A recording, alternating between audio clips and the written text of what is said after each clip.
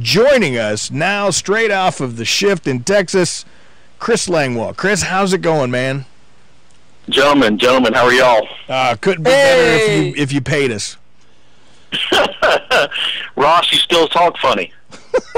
I have been practicing. I've been having electrocution lessons for my accent. Chris, it's great talking with you again. We always have such a good time, and if you guys haven't figured out, we've been chatting offline and laughing during the whole song. You were at Normandy last year. Are you headed there this year too? I am, and in fact, as soon as you said that, man, I just got goosebumps down my arms just thinking about it. What a wonderful experience! And I mean, I think about this trip coming up in June. I mean, I literally think about it every day.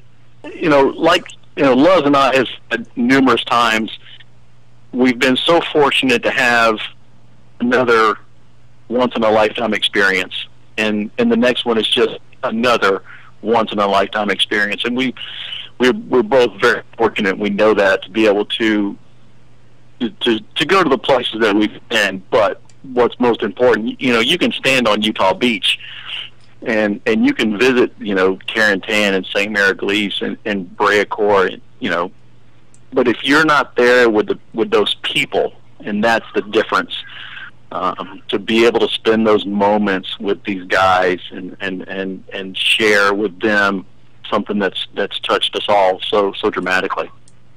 Yeah, we just got off the phone with Pee Wee Martin, and listening to his inspirational, non-complaining 93-year-old veteran, I know it's not a drop in the well compared to what you feel when you're standing on the beach and you're reliving, a lot of, what your grandfather was involved in, and all the rest of the horrors and yet camaraderie that came out of it.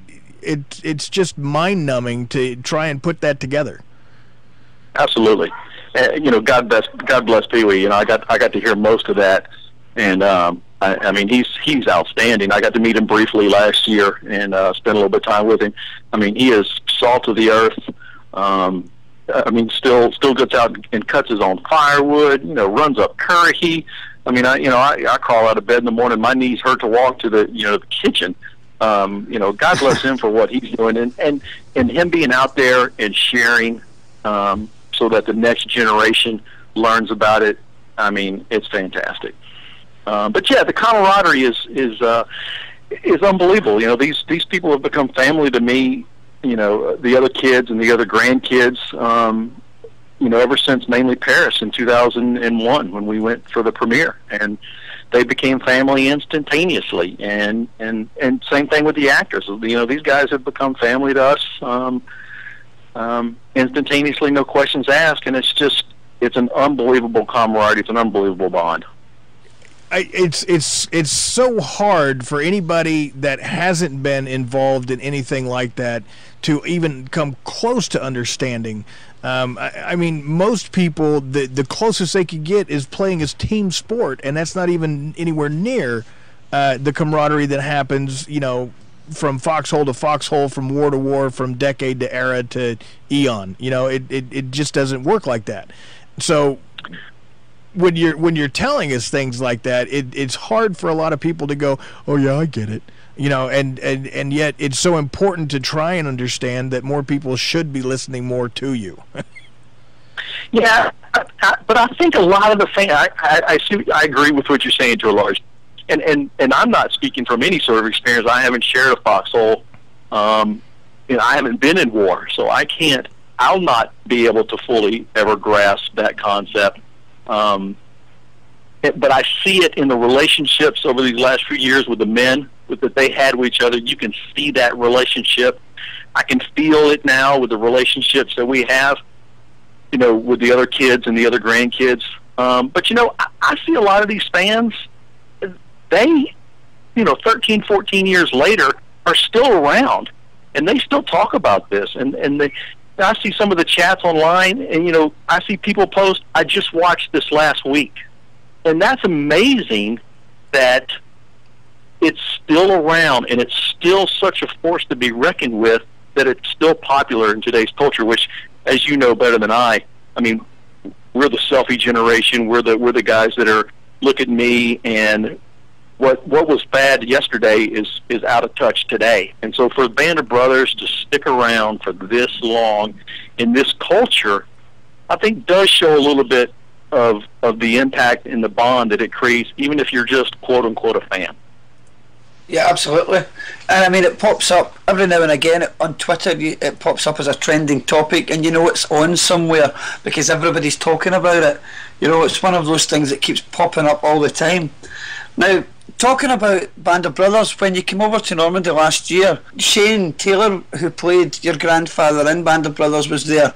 Did that make visiting the locations surreal, special, going to see like the aid station? And yeah, you know, love Shane to death, and Shane's good people, as we say back home. You know, he's just good people, and you know, the Rowe family has always been honored from day one that he's been there. But yeah, like the first day, you know, we got together and you know, we went into Carentan, and you know, Paul Woodich was our guide and took us down that road. You know, everybody remembers when Easy was going into Carentan and they got pinned down by that machine gunner.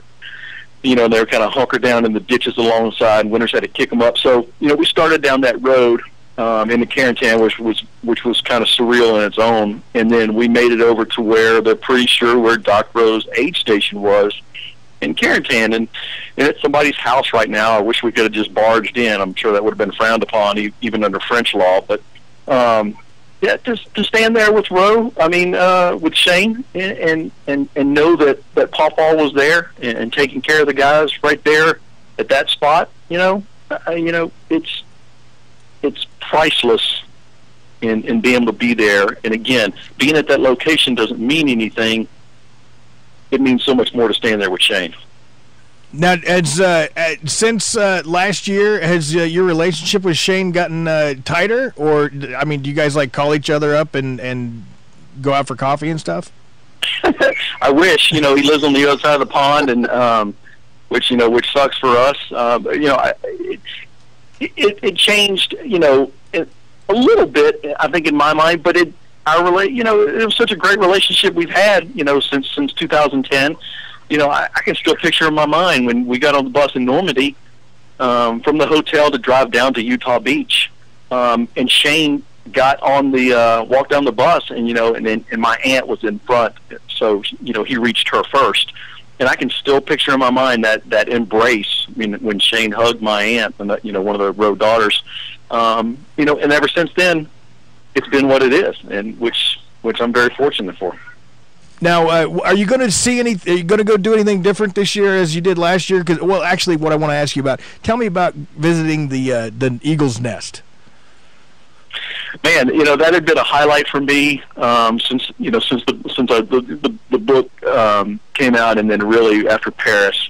You know, last year after Normandy, I took off and went to Bastogne, and then continued on to Eagle's Nest, and just an.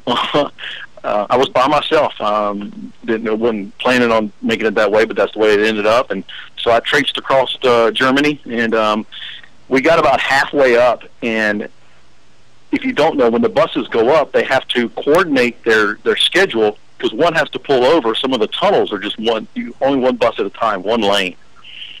So we get about halfway up, and they said, there's a bus literally stuck in a tunnel, and we're not sure if we're even going to be able to go up. We may have to turn around and go back down.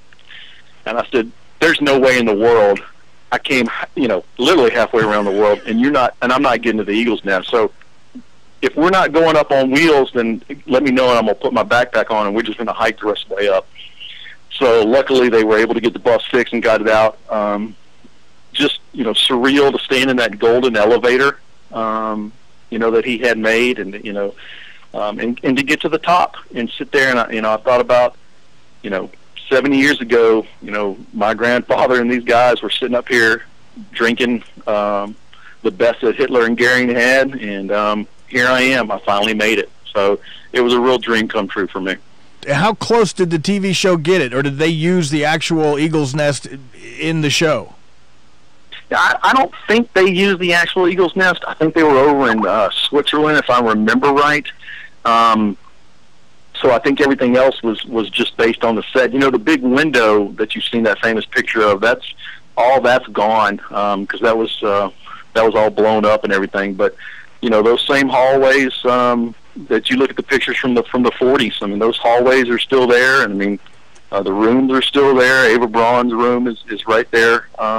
So the fireplace that was built in '38, you're still standing right there, and you can see on the fireplace the marble where all the soldiers have chipped away the pieces of the marble. So it's pretty neat to see. They did their fair souvenir hunting for sure. Well, I think I have George Luz Jr. trying to call in right now. Hello? George? Yes. George Luz Jr. You're on with Chris Langlois, grandson of Doc Rowe, as well as Ross Owen and Nightmare. How are you, sir? Terrific. How are things going over there? You guys having some fun? We're having as much fun as we possibly can have without everybody being in the same room. This is exciting. George, where are you at right now? Just in my office here in Rhode Island. We have Rhode Island, Scotland, Texas, and Kansas City, all on the same call, worldwide radio. I love this. I love how we can make this all happen. Everyone can hear everybody okay? Yeah, and I think it's great. Ross has another person on the line that talks funny. I love it. Hi, George. Hey, Ross. It was a real treat last year. Looking forward to this year. It's going to be another great event. Raise money for the World War II Foundation, do more documentaries, and losing Paul Rogers just a couple of days ago, another tough one, and boy, we got to try to capture these stories for these great men. Yeah, and we were saying earlier how Tim's doing such a great job keeping all these memories through their documentaries, and you're a great supporter of that. And we were just chatting to Chris about some of the places he visited in Normandy last year. What were some of the highlights for you, George? You've been before a few times, haven't you? Yeah, actually, this year, last year was my 5th time, and it's a very emotional place to go to. The significance of these places, and I remember one evening when we went to the event there for General Patton's daughter, when we were walking through that field on June 5th, and I think it was about 12:30 at night. I looked up in the sky, and I was talking with Paul Woodge, his buddy, and we just looked up in the sky and we said, 70 years ago tonight, the planes were flying and the ships were in position, and the beginning of D-Day had already begun. So, just so many memories from that particular last year, and looking forward to doing it again this year. Chris, you haven't been 5 times. How many? Was last year your 2nd time? Yeah, that was my first. Oh, that was your first time over, was it? Yeah, well, in 2001 for the premiere, we just went down to Utah Beach, and then we went back to Paris. I never left the beach. So last year was my first real trip to the area. After I left, you stayed on for a few days. What did you get up to? I think after you left, we just did a little bit more sightseeing. We stayed in Bayou. George and I and Tim, Medic Al Manfrey was there, so we spent a little bit more time in Bayou. Is there anything that you guys didn't get to see or do last year that you're looking forward to trying or doing this year? I really want to go see the cemetery. We didn't get to go see this year. It was packed with dignitaries, so I'm really hoping that this year we can get away. I know George has been there, but I haven't been to the cemeteries yet, and that's real important to be able to see. How often do you guys get to see each other now, you and George? We've pretty much seen each other at least once a year since 2001. We've been to the reunions, some of the events, some of the World War II Foundation events we've been to. We just saw each other last October in Seattle. So you see each other? Of all the kids, I've been forced to see George the most. You've been forced to see. Well, we have had a great run. No question about it. Like Chris said, we did Seattle last year, and 2 years ago or 3 years ago, the men decided they weren't going to have reunions as they were constituted, and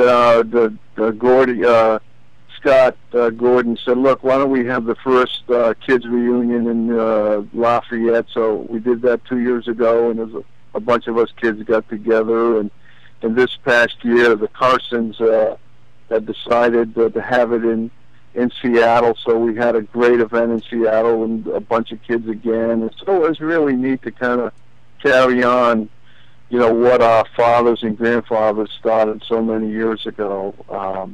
And we had a nice evening with Robin Sink. She invited us to her home, and it was terrific to see a lot of the things that her dad had shared with her. And it was a really cool evening. Wouldn't you agree, Chris? Absolutely. Very, very special. Now, George, it's the 70th anniversary of the end of the war this year, but you told me about another anniversary, a 50th anniversary this year. Yeah, actually, I was thinking about that. I was thinking about that the other day. It was, 50 years ago this summer that I had originally met these guys at a reunion. My mom and dad drove my sister and I halfway across the country to Fort Campbell, Kentucky for my very first reunion in 1965, and I was 9 years old. And who would think that it would be that impactful, and it would go on for this many years. And just meeting the men in '65 and in '68 and 1970 and then 1981, and then later, when my dad passed away, I reconnected with the men. So, yeah, it was amazing. 50 years ago this summer, I will have an anniversary of some sort. So, now, which of the men had the best stories about your dad? Well, I think, my dad was, most of the stories I had kind of heard from my dad and stuff like that, but, he was really tight with most of the men, but I think, in the miniseries, you kind of saw it. He was really tight with Frank Briccani. And so they, and if you look at a lot of the old pictures from the reunions, a lot of them include Frank and my dad, and actually Gordy Carson as well. Gordy Carson, my dad was really tight with and stuff. So, my dad had a unique relationship with these men, and I had a speech recently for the Kiwanis Club in East Boston, and I kind of finished with the line that my dad had said after the book opening in 1992. He said, nothing against my wife, but the 3 years I spent with these men were the best 3 years of my life. And I guess combat is what does that. So, so my dad had a special relationship with these people and these men and these families, and they turned into be my second family too. So it's been an amazing life for me as a kid, having great mom and dad, and then all of these extra people, and then connecting with guys like Chris, and we have had one heck of a ride. Absolutely, we have. Well, I am just absolutely thrilled that Tim and you guys yourselves are not only continuing the traditions, but also sharing the knowledge that you gleaned from, your fathers, your grandfathers, the families, everybody that you've met that has been involved in, not only was involved in the war, but also in everything else that has followed. And it's so important for us to keep that knowledge base, because as they always like to say, if we don't learn from history, we repeat it. And I don't think anybody wants to repeat either one of the wars that were fought in the World War I or World War II. So I think it's very important that you guys continue the traditions and the learning and the sharing of the knowledge that you do, because I, for one, can't get enough of it, and I know that if we don't learn from it, we will repeat it. Yeah, absolutely, and that's what's so the miniseries has been able to bridge generations. When they out 14 years ago, there were kids that were 5 who are now 20 and who can now understand and appreciate that miniseries, and it attracts a whole new fan base, but also a whole new education base that makes them want to go out and learn more. They take, just like me, I had nothing, no books on World War II, and now I probably have 200, and that's all just a springboard from this miniseries. And you take that and you learn about Pee Wee's company, and then you learn about the 101st and the 82nd, and then you learn about the tankers, and then next thing you know, you've got 200 books, and your wife tells you to quit buying books, and so then it turns into a fight, and you don't talk for 3 days. But I digress. But it's great, and just so like what Tim wait. is doing. Chris, let me interrupt you. Are you trying to tell me that you got 3 days peace over books? About once a month, I start this fight. It's very nice. I go back in the room and read. It's wonderful. No, I'm kidding. Oh, shame on me. Shame on me. Yeah. But what Tim is doing is exactly what you're saying, Nightmare. You've got to keep these stories alive. You've got to record them, because now Paul Rogers is gone, and his words will no longer be heard out of his mouth. It's up to the next generation to keep those stories and to keep those men alive, so that we all never forget. You're absolutely correct. I applaud your families for continuing and doing all of the above. It's mind-boggling, and every time somebody mentions this trip to Normandy, much like last year, and like Chris mentioned earlier, I get goosebumps. The enormous amount of spiritual power that's got to be on that beach is just numbing to my skin. Yeah, one of the other points that you were making, I think that the thing about with the miniseries coming out, I think what my dad would have liked the most was that it gave other soldiers who were fighting shoulder to shoulder in a different division, in a different units, and it gave them an opportunity to tell their story, because I think what happened was kids and grandkids would say, geez, I wonder what after watching the series, I wonder what my dad did, I wonder what my granddad did, and maybe poked and prodded them a little bit, and in some cases, I'm sure some of the guys opened up and told what they did, and what sacrifices, and some of the funny stories, and I'm sure they didn't share all the difficult stories, but it provided them an opportunity to tell their story, because, like you said, we're losing so many of these brave soldiers and every day, and we just try to capture as many of them as we can. So yeah, it's so important, and I don't know how to stress that enough. I just want to go down to the local park and grab all those dilettantes that are sitting there with their pants around their ankles and just smack them and go, hey, we didn't have this altercation 70 years ago so you could walk around acting like a dip. Well, agreed. It's going to take quite a bit of work to change that, unfortunately, and it's all about education. We've got a middle school over here in Rhode Island, in Gloucester, Rhode Island, and the guy really is teaching history and World War II history, and every year he puts together a huge program, and with Reefs Across America, and they come in, and he brings in as many World War II vets and as many Korean vets and vets from Vietnam, and has a great day, and the folks from Reefs Across America stop here and bring some reefs, and it's something that he carries on throughout the course of the year. It's part of his curriculum, is to teach history, and teach history the right way so kids know what's going on, and that's what we need. We just need more teachers and administrations that feel as though history should be taught a certain way, and it should cover the good, the bad, and the ugly. So,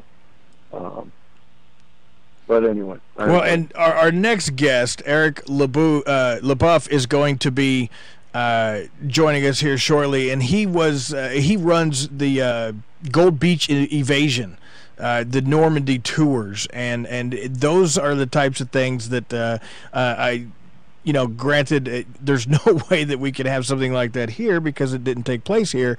But I think it's very important for them to keep all of that alive by, having the tours and showing people exactly where things went down and how it was that we, ended up on top of the whole thing. Those guys do a wonderful job. Like I said, if you can go to those places on a map and stand there, but you don't know what you're looking at. And guys like Eric and Paul Woodage and those guys were wonderful in telling the stories, because without the stories of the men who were there, who did what they did, they're just places. It's just sand on a beach. It's just cliffs. It's just hedgerows, and it doesn't mean anything if you don't know the stories. And that's what these guys bring to life. Absolutely. Well, gentlemen, I thank you for your time today, and I wish you Godspeed and lots of fun as you revisit what is quite possibly, this time around anyways, could be considered one of the happiest places celebrating the end of World War II. Absolutely. You'll have to have us back. Oh, I want to. Be so bold. After we get back, we need to all gather back around and let's talk about it again. Absolutely, I want to do that. And when we were talking with Pee Wee, he is headed to the Netherlands, and as ambassador to them for the World War II, and I want to get him back on as well. And he's talking about a second jump, and oh my goodness. One last thing, Mike and Ross, thank you guys so much for everything you do to keep these stories alive as well. There's a lot of hard work, coordination, and that, so you guys deserve a lot of credit too. Oh, well, thank you, George. It's our pleasure. And let me echo my George's thanks. I mean, you have a mouthpiece that lets us share this, and so we appreciate your efforts to do this. And if any of those guys in the chat room or gals have any questions, I know I speak for Luz all the time, so I'll do it right here again.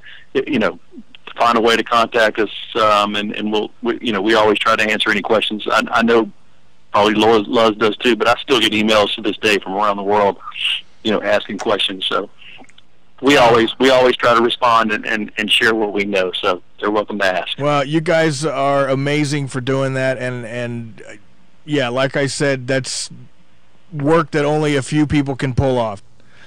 All right, well, be safe, Chris. Make sure you buckle up and keep your head down.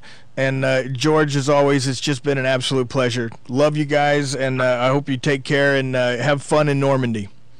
Hey, thank you, and y'all be safe. Absolutely. All right. Bye-bye. Cheers, guys. Bye-bye. Thanks for coming on. Bye-bye. Cheers. Black Sky Radio.